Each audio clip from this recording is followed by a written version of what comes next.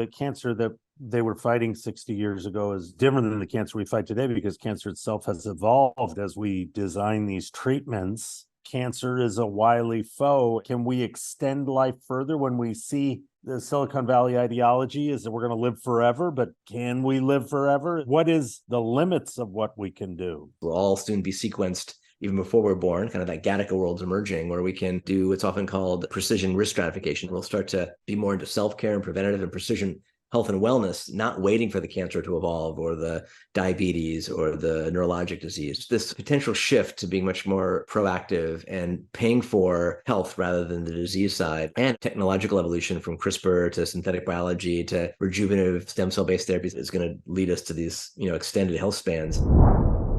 Can you just kind of explain who you are, what you do, your incredible expertise, a little background on Daniel Kraft? Dr. Daniel Kraft. Gosh, well, I started off life as sort of a traditional physician scientist. I grew up in the DC area. I got my start in science in high school at the NIH, continued working there when I was an undergrad at Brown, came to Stanford for med school, did traditional residency at Harvard in medicine and pediatrics, and came back and did hematology, oncology, and bone marrow transplant, but at the same time was getting more involved in everything from aero, astro, and space medicine to digital health to connecting the dots. And in the last decade or so, sort of shifted from being a traditional sort of academic to looking at how do we catalyze the future of healthcare. I've run a program called Exponential Medicine at a Singularity University, now called NextMed Health. I have a platform called Digital.Health, and I have a little small new venture fund called Continue Health Ventures, where we're trying to catalyze the future of healthcare, sort of a similar theme. So a slacker, basically. We're talking to a slacker. So we did a project a while ago about the past of cancer research.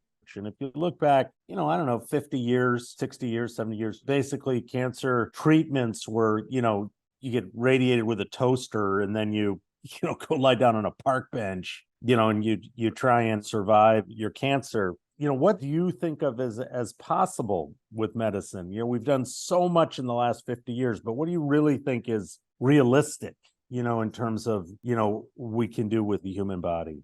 Well, on the cancer side, I'm trained as a pediatric hematologist, oncologist, and stem cell transplanter. So I've spent a fair amount of time in the cancer space. It's a really exciting era now with immunotherapies coming on board, the potential to do personalized tumor vaccines. But we're still in an age where most cancers are sort of lumped together and people get traditional radiation and chemotherapy that's sort of one size fits all. But we're entering this era, it's a little more data driven. We're going to sequence every tumor at depth and compare that to the underlying patient, sometimes multiple times. So we'll have sort of the genomic signature and the proteome of the cancer. We'll be able to sort of use and build the digital twin of a cancer patient and really pick the right drugs, combinations, and dosing. Some will still be traditional chemotherapy. Some will be these new oncolytics or immunotherapies. So we're in an age, I think, of redefining cancer.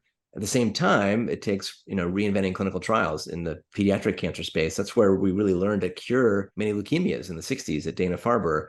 That kind of model of trying to pull people into clinical trials so we can learn from every patient is hopefully going to be the way forward in cancer and many other diseases. So an exciting time, but still cancer is a huge burden on many individuals in society, and we have a long way to go. Blue zones, there is a lot to sidewalks in the community. People who have sidewalks and can walk in the community leads to better outcomes. So again, there's a lot of sort of setting the playing field for people to live longer, happier, healthier lives. Do you see that kind of movement coming in where we try and think through some of those things?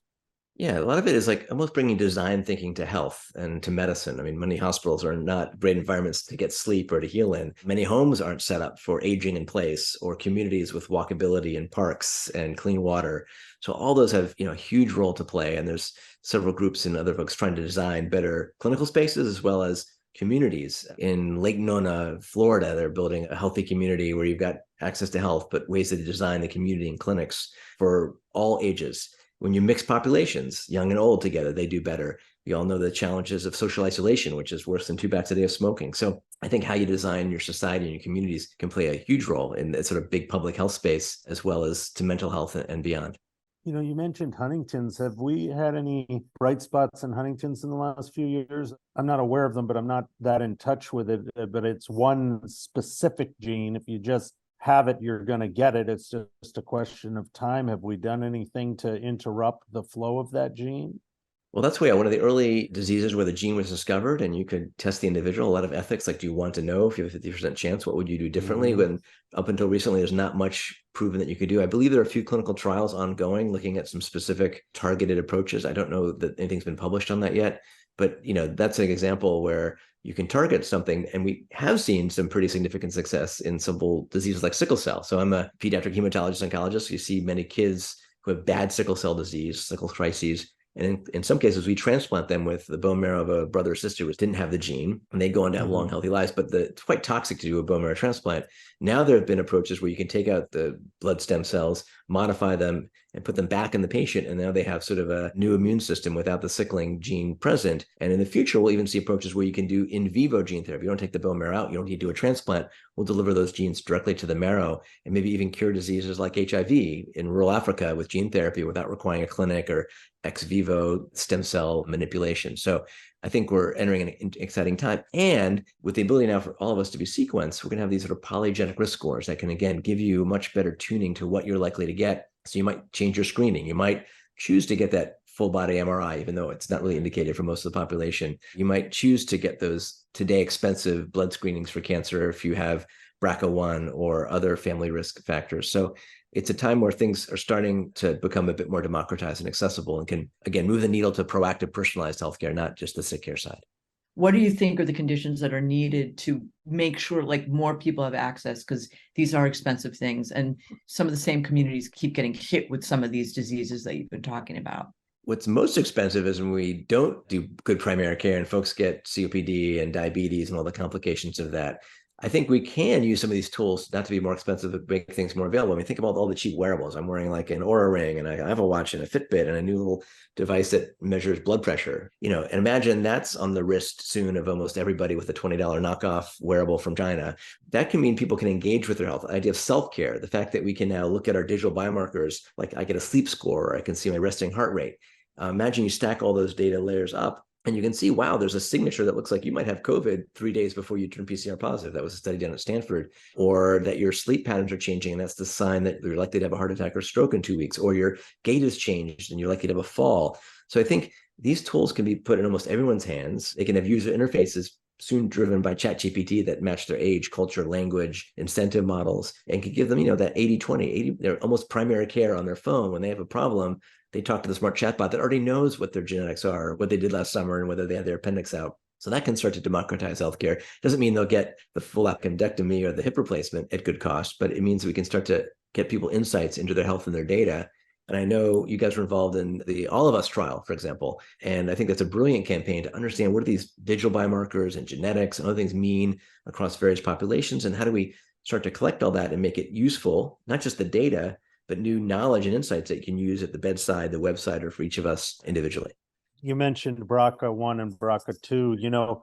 If you have BRCA1, it doesn't necessarily mean it's going to become disease. But if you read Time magazine, it makes it seem like you're definitely going to get it if you have it. And people are getting these very radical surgeries. What are your thoughts on, what we know versus what we don't know about the human body? Yeah, I mean, BRCA is just one example of a gene associated with much higher risks of breast cancer and ovarian. And that some people, yes, have gone very proactively to mastectomy or to take out their ovaries. I think, we're going to enter this era of precision oncology and precision preventive oncology, so that if you know you have BRCA1 or other genes from other diseases that we know lead to higher risks of cancer or other challenges, that will be much more about screening. You might get a version of a wearable bra that's coming to market that can detect breast cancer early, not an old-fashioned mammogram. You might look at the digital biomarkers from your voice or breath, or again, a blood or stool, a urine sample that can pick up cancers or other problems proactively, kind of like the Minority Report era of the future. So, it's hard to mention every disease. I just think we'll learn more and more about patients. If they can all join clinical trials of BRCA1, we'll learn what subsets and what other factors play a role that really lead them to develop early cancers, and how to pick them up earlier so they may not need to do those, very extreme proactive measures. We're seeing a lot of things being done in genetic archaeology now, where people are looking back at, this village reacted one way to plague, and now that group of people, their descendants, are not getting COVID because of some adaptation that they had back then. Do you have thoughts about how we're going to look back and try and understand disease, like how, Crohn's disease might have been a reaction to something worse, a few hundred years ago? And, we see these adaptations so that we see this in the genetics. We can look back and get a deeper insight into where they come from. Yeah, I think there are many diseases where evolution has favored some populations. The classic, carrying the sickle cell gene, not having the full disease protects you somewhat from malaria. Or folks who have certain allergic reactions now, their immune system is a bit haywire, but they may have done better with parasites. And that's not relevant in most communities today. Also, health is social, and diseases like Crohn's and others can be influenced by stress, anxiety, to the microbiome and what you've been exposed to. I think there's data even now, if you're born by C-section, which is more and more common, rather than the usual vaginal way, you get a different vaginome, a different microbiome in the baby that influences a risk for obesity and diabetes and other challenges downstream. So there's lots of multifactorial pieces. And of course, now in the COVID era, we're in the political determinants of health. What news network you listen to determine we like to get vaccinated or masking. So it's super complex. And I think from archaeology and even today's sociology, we can figure out some of those factors so you can identify them early and not, again, wait for them to bite you. For a long time, we looked at genomics, but then all of a sudden now we have proteomics, right? Which adds another layer of complexity. Do you think we'll just keep going deeper and deeper into more and more complexity in the human body? Well, we are in this exponential age of healthcare data, right? 10 years ago, a genome was $10,000. It was $1 million 10 years before that. It will soon be, less than an X-ray or a standard blood test. Let's say a $10 human genome in a decade. And you'll be able to get your microbiome from your mouth and your gut. Your mouth microbiome impacts your risk of oral disease and heart disease, and your gut microbiome impacts many things from Parkinson's to obesity to Crohn's disease. And then there's your base genome, which you might only need once. The trick is, what do we do with all that data? Right now, it doesn't translate. When you see your clinician, they don't say, Jesse, I've got your genome. I'm going to pick that statin, not that one, based on your pharmacogenetics. That's low-hanging fruit.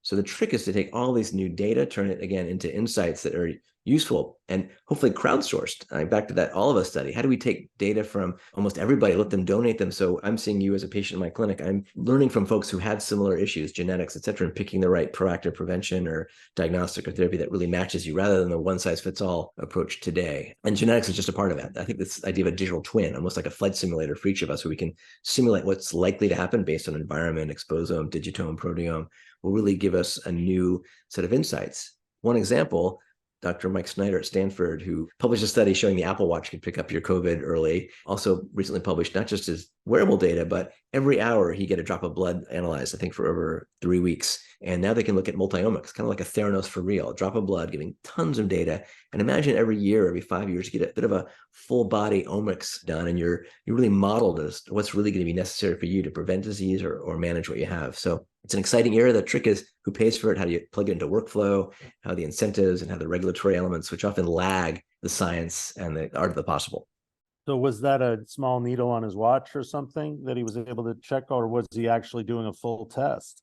Just a finger, like a drop of blood from the finger. Now you don't even need to go to the lab. There's many things you can stick on your arm. It'll draw, 100 microliters of blood. You can put it in the mail. So you don't need to stop by the phlebotomist in many cases. So, what we can collect, urine, blood, sweatables, all these wearables are going to disappear into Internet of Things that can detect your vital signs. Voice is a biomarker that can predict that sound of your cough. Is that croup, a cold, or COVID, or TB? The Wi-Fi in your house that can pick up markers of behavior and falls and vital signs and sleep. And I think the clinician of the future, or your chatbot AI doctor of the future, will be sifting through all that continuously to see when you change your baseline. So here's health. Here's disease. Where's that transition point? If you see that transition, can you do something to knock yourself back before you end up symptomatic and having big problems? Can we talk about that relationship between the AI to help us? Because, especially today, people are worried about AI. Can we talk about the positive potential here? Because I think that's important. And also, you forgot to say the dogs. They are helping us sniff out certain diseases or whatever. They go into that list that you were saying earlier, ways of, or we not?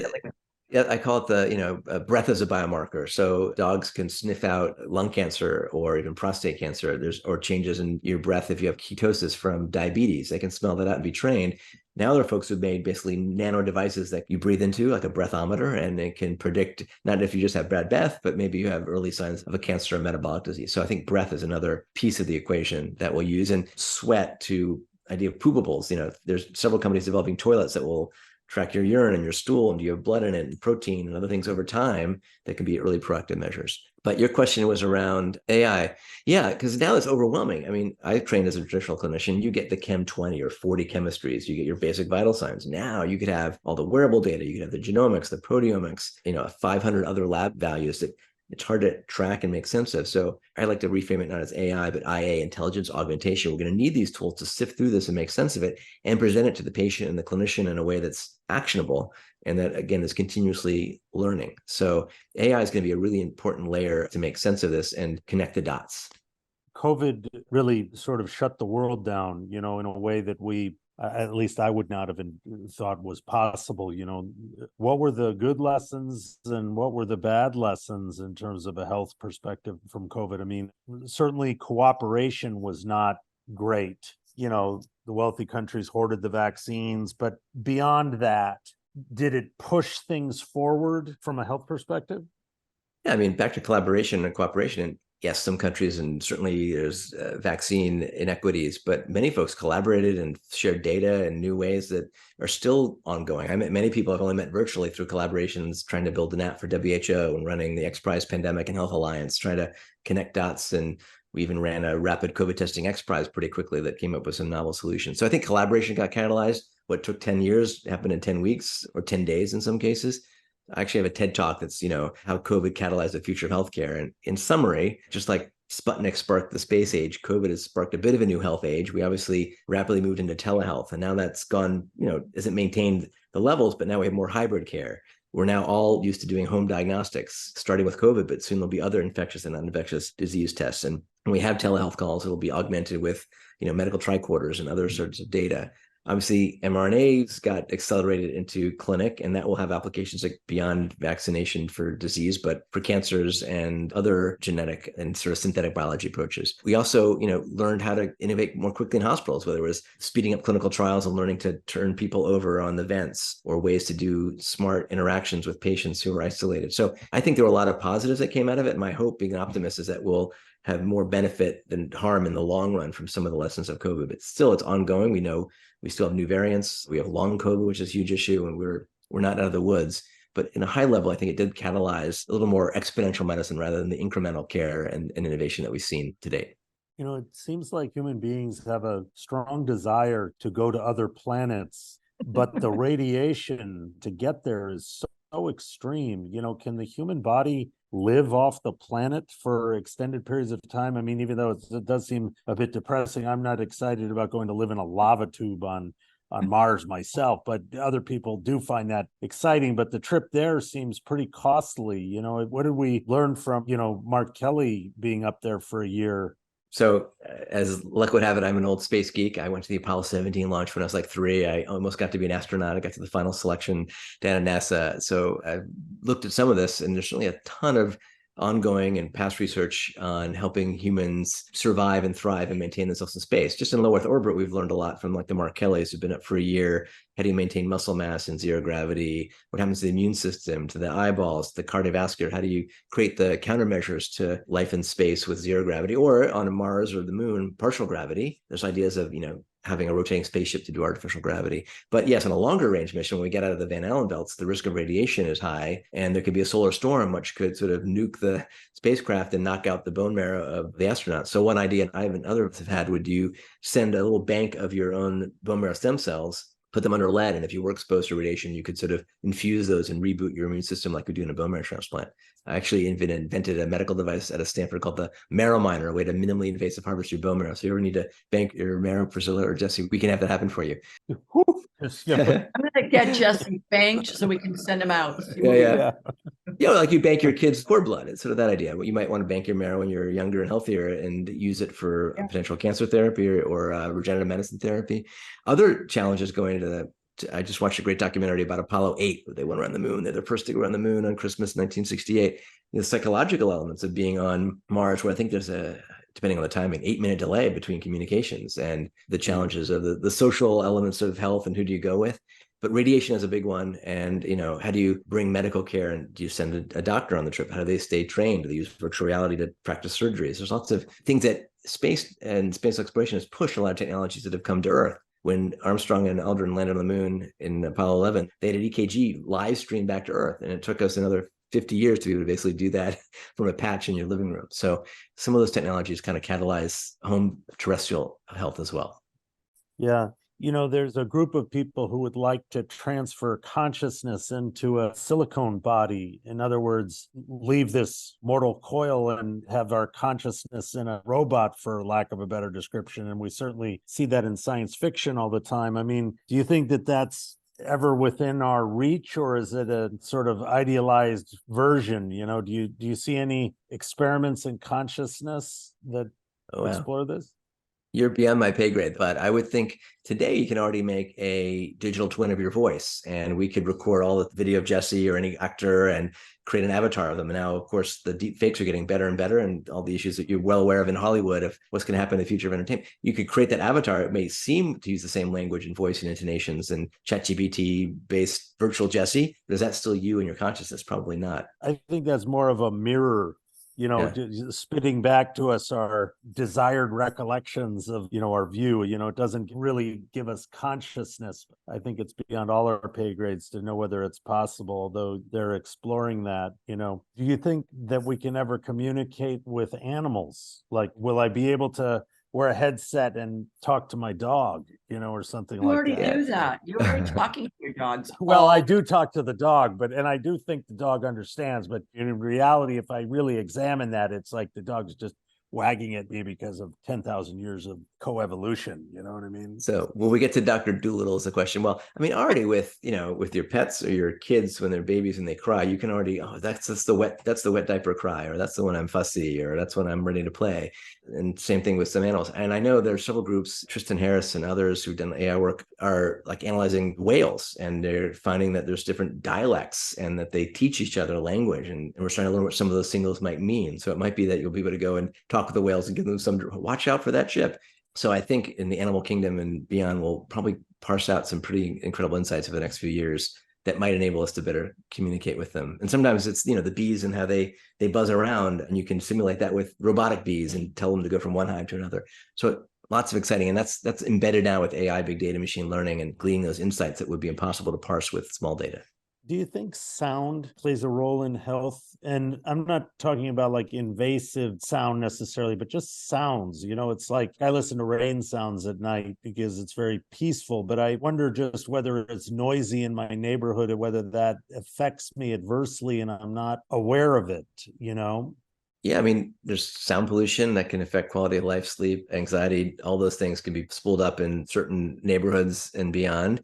And there's definitely folks, I sometimes listen to the focus music. There's a platform called Focus at Will for my friend Will Hunshaw that helps the brain focus for some folks. There's also music as therapy. And we know that every species has music. A small story, at my Next Med Health Conference, we had Aloe Black, and we decided to experiment where we would crowdsource the vital signs of everybody in the room before and after the music. So we use this app where the app and the camera can pick up your vital signs. And we crowdsourced the vitals before and after music. And everyone's heart rate variability had gone up, meaning they're less stressed, and their heart rates had come down on average. So that's another kind of piece of the equation. So there's something about sound, and people have done sound healing for ages. While I'm a Western trained clinician, I think there's a lot to learn from Eastern and other traditions in medicine, men and women who've evolved what works sometimes over thousands of years, and sound might be a part of that. I had a project where we were trying to do it was a diseaseome. There was somebody had done some interconnected nodes about how disease worked in the body. And I tried for a long time to say, can you build a Google map of disease? And then could you take a map of, say, Ayurvedic medicine and put it over the top of it? And I was completely unsuccessful because I could not get anybody to just objectively explain what it was, right? It had a moving target all the time. And I know that sometimes, like if I sprain my ankle, I can do acupuncture and it's fantastic. You light a match on the end of it and it spreads warmth right into the place where the problem is. But are these completely different thinking things? Do you see a way that these two different kinds of medical practices can come together in some sort of way? Well, it's probably often an issue of language. You're calling some disease a different things. It used to be humors, and maybe some are, a metabolic disease that's really tied to your gut health and your brain health. And some of these other systems, Tibetan medicine, for example, looks at things in very different descriptive buckets. And even Western medicine is very siloed, right? We're not connecting the dots. You've got the specialist for, your right knee and your left knee and your heart and your brain and your gut. And so we're very siloed. And I think many other traditions are much more integrated and systems-based care, I think, is starting to come together where, you're not just going to call it diabetes, or we're going to know it's one of 3 distinct genetic subtypes. Or again, we talked about cancer early on. It's not lung cancer. It's one of 5,000 different variants, and we'll be much better at detecting it and treating it. So I think there is an opportunity to study it. In fact, there's examples where groups have gone to the Amazon rainforest, worked with the medicine men and women and said, what do you use for X, Y, and Z? And they've found the plant, they've extracted what was the active ingredient. And some of them have gone on to become actual pharmaceuticals based on that learning. It's like, aspirin came from a plant as well. So I think there's lots of opportunity to blend the two. And now everyone's doing meditation and mindfulness and yoga. And we know work from Dean Ornish and others, mindfulness, yoga, connection, diet, all can be reversing heart disease and maybe even early Alzheimer's. So we don't need to always be in the give the drug realm. Yeah. We're moving into even, prescribe the app kind of thing that can affect behaviors, because behaviors are what impacts most of our downstream disease. And now we're in this era where with wearables from the early Fitbits now to the more fancy ones and otherables can pick up almost every element of physiology and behavior and give those personalized nudges and insights to help keep you healthy before our behavior-driven diseases emerge. The cancer that they were fighting 60 years ago is different than the cancer we fight today, because cancer itself has evolved as we design these treatments. The body reacts and the actual underlying cancer changes. So the next battle is, personalized treatments, but cancer is a wily foe and disease is a wily foe. So, when we look back at, some of Egypt has so many, I want to say millions of graves there. If we look, people were dying pretty much of the same things that they're dying of now. Maybe life expectancy is longer, although I think we've had a reversal on that in the last few years due to COVID. What are your thoughts? Like, can we extend life further when we see the Silicon Valley ideology is that we're going to live forever, but can we live forever? What is the limits of what we can do, Yeah. I just got off a call talking about super longevity, and I think that's the wrong format. I'm more interested in extending human health span, right? We want to make 120 the new 70. I was actually last December with my wife's grandmother. She turned 104. We're also at her 100th birthday. And she's had a pretty amazing quality of life the last 20 years, partly because of not just hopefully some good genetics and that she spoke 7 languages, but the social determinants of aging, the environment she was in, the school and the stores and the social interaction in her community in Jerusalem. So I'm not one of those folks about super longevity. I think we can now, putting on my pediatrician hat even, start much earlier. The idea that we can be much more proactive and personalized in our healthcare journeys. We'll all soon be sequenced even before we're born. Kind of that Gattaca world's emerging, where we can do what's often called precision risk stratification. Not everyone needs their first mammogram at age 40 or colonoscopy at age 55. Sometimes it's going to be earlier or later. And hopefully from the pediatric realm and beyond, we'll start to be more into self-care and preventative and precision health and wellness, not waiting for the cancer to evolve or the diabetes or the neurologic disease. So I think that's where we're going to really move the needle, rather than just better ways to treat the cancer once it's stage 3. And back to your prior question, now we're seeing the emergence of companies like Grail and Guardant, where you can do a blood test and, getting better and better, pick up early cancers where early detection can make a big difference. This potential shift to being much more proactive and paying for health rather than the disease side is going to lead us to these, extended health spans. And over the next 10, 20 years, we're going to see pretty amazing technological evolution, from CRISPR to synthetic biology to rejuvenative stem cell-based therapies that really could, get us to really extending human health span for folks who are healthy today and can keep healthy for the next couple of decades.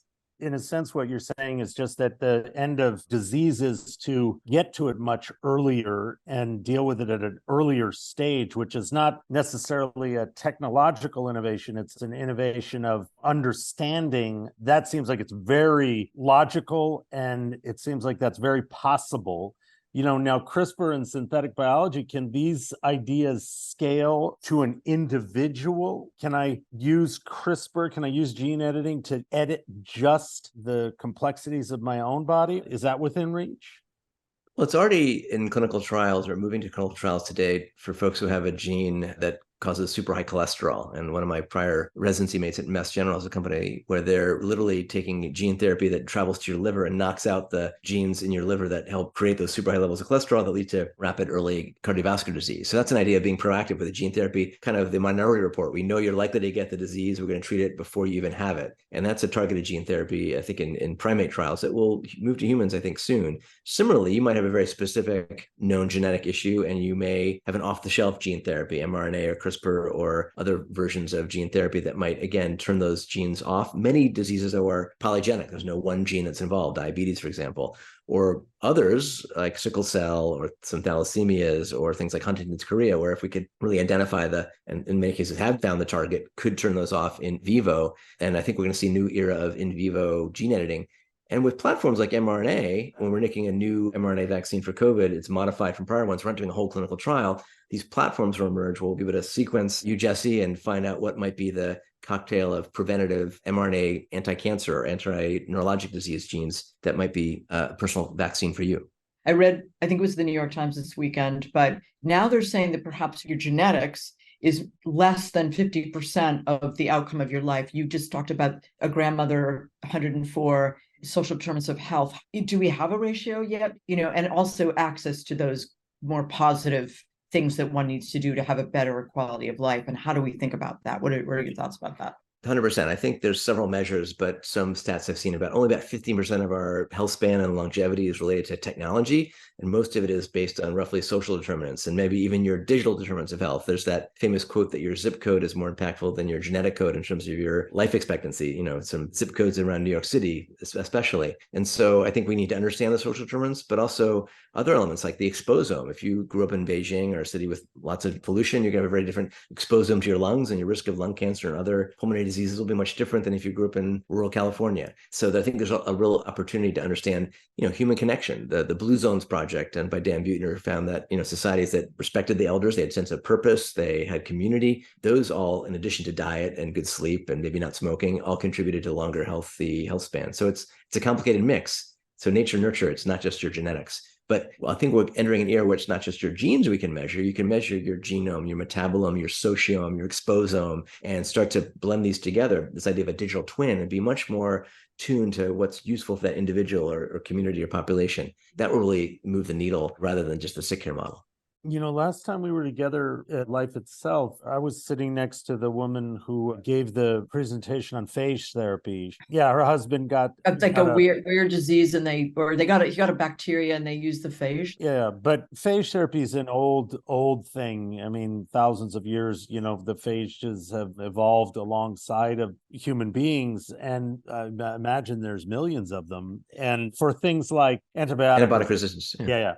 Phage therapy can be a way of giving us another chance to fight back what we lose resistance to because it operates on a different molecular level. But it's quite an amazing story. I don't know if you recall that one, but it struck me that there are very old things that we don't understand because we don't really understand this thing that we're all in, and that there's many, many more discoveries to be made about how we work. And, just how do you see the next 50 years, Yeah, Stephanie's story was one where she thought outside the box and pushed this therapy that probably saved her husband's life and is now translating into treating other diseases. And she had the brain power to be able to do it. I mean, she was perfectly situated, having been an HIV researcher for years at a, medical center, and you know what I mean? Like, she knew what to do, but whereas that would have been me, I would be deader than a doornail right now. I mean, Daniel, how do you see the next 50 years of biomedical research?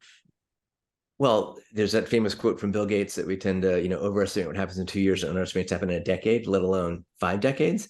I think a lot's going to, the last 10 years were interesting. The next 10 years will make the last 10 years look slow. I think we'll see a lot of not necessarily consolidation, but blending of fields, right? It's not just oncology and cardiology and pathology. We're going to start to blend the knowledge sets because everything is now being understood at the molecular and genetic and omics level. So we'll understand life and disease in that way. I think we'll see a lot more ability to provide the tools to many more folks on the planet to sort of stay proactively healthy and quote unquote younger. And 50 years, I think we will have by then unlocked some of the mysteries of how to stop and reverse the aging clock, and we'll see maybe some disparities like the Gattaca movie and folks who are able to genetically modify themselves and reverse and even have rejuvenative therapies. But I'm hopeful it's going to be one that's not based on our current sick care model, intermittent data, usually only collected in the 4 walls of the clinic, where we're having continuous forms of information collected in safe, privacy-enabled ways that will give us that early warning, that check engine light for the body, that gives you the nudge to find the things super early or prevent it from ever happening. And so it'll be much rarer to have a severe, stage 2 or 3 disease pop up, because you'll pick it up at stage 0 or stage 1. And we'll have much smarter ways. Sometimes it's a digital therapeutic, sometimes it'll be a gene therapy, sometimes it'll be an app or combinations that will nip it in the bud. And then more importantly, we're still in this era where people just hold on to their data. It's siloed, it's not connected. We'll hopefully be in a bit of a crowdsourced era of healthcare, not 50 years, hopefully in 5 and 10 years, where we're all able to become data donors and create that Google Maps or Waze for health, where if I'm on a journey here in Silicon Valley, I don't care about the traffic in New York or Paris, but I want to learn from others on the same streets as me in real time. And that's going to start to happen, not waiting 10 years or 17 years from some new data to be published in some study to make it relevant to me or my patients. So I think we'll end up more of a real-time collaborative mind meld. And these chatbots and AI agents will all have our own health care bot of whatever we need in a very low-cost way that will help keep us healthy and find things early and then manage disease when we need it. So lots of layering come together. No more fax machines by 2060. I want to go to that. I'm going with you, Daniel, to that world. I have a question, though, for somebody who might be a little compulsive. I don't know anybody like that. All of the different wearables, I do get hyper-focused. How many steps, but what I'm eating. And it's just, how do we not be crazy in our effort to be healthy? How do we think, or is there an app for that as well? I think depending on who you are, there'd be an app. I mean, the hypochondriacs of the world, always checking their pulse or worry that they have got this, next disease. It can help reassure them. I mean, even with the wearables today, it gives me, okay, your heart rate variability is okay, your sleep is okay, your weight's stable, your temperature's not up, you're doing okay. What we're going to see is you'll be able to use and trust that you have a green light that day or a yellow light or a red light, and you'll adjust accordingly. Even my little ring gives me a score, not just of my sleep, but overall my picture of vitality for that day. And that can be nudging me enough without making me be obsessed. It also can start to pick up problems that I'm not going to be aware of. If your simple wearable can tell you if your heart rate's 120 when you're sitting down, you might have AFib, atrial fibrillation, you might want to get checked out, or it might be a pulmonary embolus. So there's a balance between being hypervigilant and trying to track every piece of data, and eventually, we're starting to trust self-driving cars that they'll synthesize and give us the right information when we need it. And that's when we need to take action. It's interesting that it's you start with Plato and Aristotle, and philosophy branches off in a million directions, and you have Spinoza, and you get all these different people. And in a certain sense, you have that same thing happen with physicians, where you start with, is it Archimedes, where he's a physician, he knows everything about the human body, and then it spreads into a million specialties. And now we're going to lose those specialties, maybe not really lose them all, but for that physician, with artificial intelligence, they'll be able to practice much more intuitively because they have all of this power of data and experience and the histories of human beings that goes all into this, this phone, and makes it much easier for them to diagnose. Is that some of the promise of the future? Yeah, I mean, it's already sort of here. I've got a couple of little things on my desk here. You don't need to be a cardiologist now to use, here's this AI-enabled stethoscope. It does heart sounds and it disattaches. I can probably do it here live if it's plugged in, but it'll do an EKG, it listens to the heart sounds, and it can diagnose a murmur on me, and I don't need to be a cardiologist to diagnose that murmur. We can use AI, smart digital tools to democratize diagnostics and therapy. The community health worker in rural Rwanda can now do what a primary care doctor might do at Stanford. So there's going to be sort of this.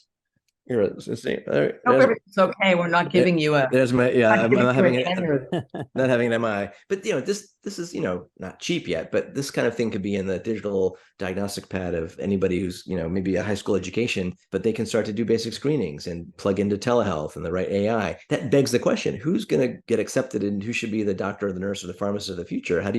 Is it based on them being still good at physics and organic chemistry, or should they be able to program apps and have better emotional intelligence? Because we'll spend more time sifting through the data, the insights, rather than trying to be Dr. Welby or what's that guy on TV? Dr. Kildare, Dr. Marcus, Dr. House. Dr. House. Yeah. Well, House, McDreamy, all combined. I mean, ironically, Google's pretty good at Dr. House. Google's not very good at the general practitioner, but he's pretty good at Dr. House because it's all the rare symptoms, Just to what you were saying, Daniel, really important though, are medical schools going to have to adjust curriculum, and are they adding in technology, just like with bioinformatics and being able to read data, and are they going fast enough? I think we spoke a couple of years ago with Dr. Topol, who was they're not going fast enough. They're not changing. So what do we need there to get the right people in, the right doctors getting, all of that?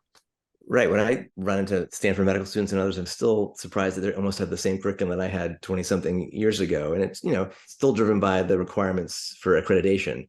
The Flexner report from the early 1900s finally rebooted medical schools to have some valid training platform, but it hasn't changed so dramatically. Some schools are more systems and disease oriented, but they're not necessarily teaching folks how to leverage apps or understanding, food as medicine or new ways of doing remote patient monitoring. This future is hospital to home or hospital to hospital, how we do hybrid care. It's not all going to be in the clinic or the ER. The hospitals will be full of only very, very sick patients. Most folks will be able to go home with a smart sensor and an internet of medical things homed and be treated for most of what happens in hospital today. So I think we need to rethink medical education. There's tools now like virtual and augmented reality. You can go in a VR headset and practice a surgery as a team or interacting with a difficult patient. So there's lots of ways we can not just do see one, do one, teach one like I was trained, but see one, simulate. And so I think to prepare clinicians to be the doctors of 2045, what they need now might be a bit different. And I don't think curriculums are yet adjusting. How do we integrate genetics into clinical care? Who's going to encourage the clinicians today to rebuild the user interfaces, which are kind of kludgy and drive burnout? Lots of challenges, but lots of opportunities to reboot healthcare. How do you keep up with it all? I mean, it's such an ever-changing field now, and you're one of the few people I know who, I look to who sort of knows what's happening. How do you stay on top of it all? Sometimes it used to be Twitter. Sometimes I just, read a lot or bump into smart friends like you. I did have this problem now. Like I gave a TED talk in 2011, the future of medicine, there's an app for that. And in 2011, there were like 20,000 health apps. 10 years later, I gave another TED talk and now they're like 300,000 health apps and wearables and otherables. So I built a little platform that you and your listeners might want to try out. It's called digital.health. And you just go to that website and we have like 3,000 solutions that are emerged, where everything from mental health to managing your practice to digital stethoscopes to tools for AI meets radiology. There's just so much out there. The challenge is most clinicians are not yet into this digital age. They don't know that they can prescribe an AliveCore device for tracking atrial fibrillation or prescribe a platform for managing type 2 diabetes with diet, or a tool that might manage their practice, or a diagnostic tool like a pocket ultrasound. So that's a platform I've been crowdsourcing to sort of, help me search and find what's out there. That's one tool. The other is, I've been curating a conference called Next Med Health, where kind of I bring together people from all different worlds, from the folks doing psychedelics to CRISPR to chatbots to drones to nanotech to synbio. And when you sort of see that people mix it up from different parts of the world, different fields, that's often where the magic happens. And others gain insights as to what's here and what's coming next and what we can do about that. Because if we're thinking like in 2023 technology, that's not going to build 2033. We need to go, wow, we're going to have the $10 genome. We're going to have next generation mRNA and new gene editing and chatbots and ChatGPT 8. And so you need to build using those convergent technologies, not what's in the tool set today, even though today's pretty exciting. Incredible. Well, Daniel, thank you. Thank you so much for coming on. It's good to see you. It's Thanks great. for having me. I was going to say, I would encourage anybody out there listening, when you have a health challenge in your friends or family or yourself, go out there and look for the solutions that already exist, try them out, maybe push them to your doctor to use that connected blood pressure cuff or meditation app. And then, if you see a problem, find the kid down the street who can build the app for you, and you can start to, help shape the future of medicine as well. You don't need to be a doctor, a biopharmacist, or a big tech company. Thank you, Daniel. It's great. Yeah, lovely to talk to you as always, Daniel. Okay. Hope to see you soon. Thanks so much for having me. Yeah.